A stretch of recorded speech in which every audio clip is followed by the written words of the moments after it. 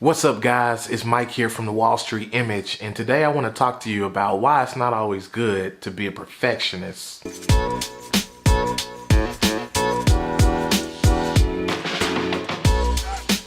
What's up, everybody? I appreciate you guys for joining today, and I know I haven't posted a video in quite some time, but after this video I'm probably going to start posting more frequently. On this channel we talk about tech and camera gear. Also, we focus in on how to become a better professional and how to build your personal brand. So if that's something that you're into, please hit the subscribe button and hit the notification bell if you want to be notified when we post fresh content. Now let's jump into the video.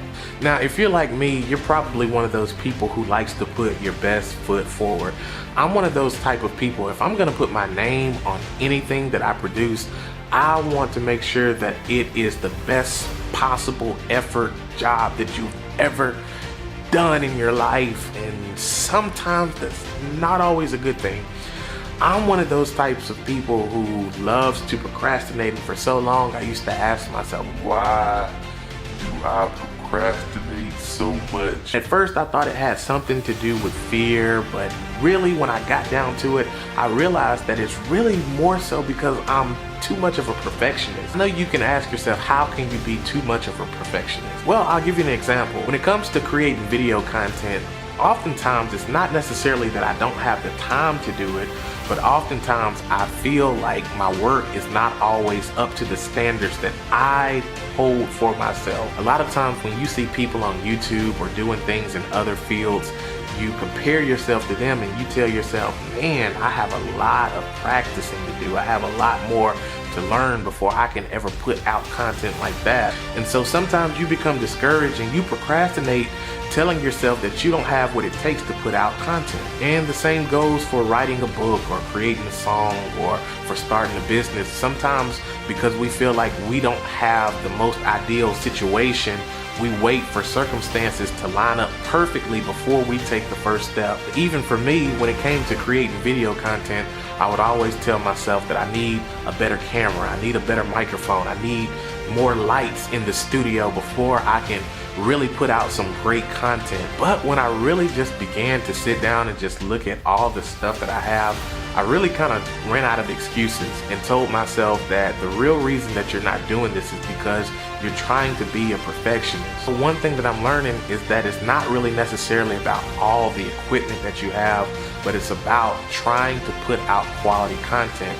And that doesn't mean that everything about your video is going to be perfect every time, but it just means that you gave it your best. So if you set a goal and you're striving to achieve something and you're waiting for the perfect circumstance and the perfect time to do it, I want to encourage you and let you know that the perfect time is right now.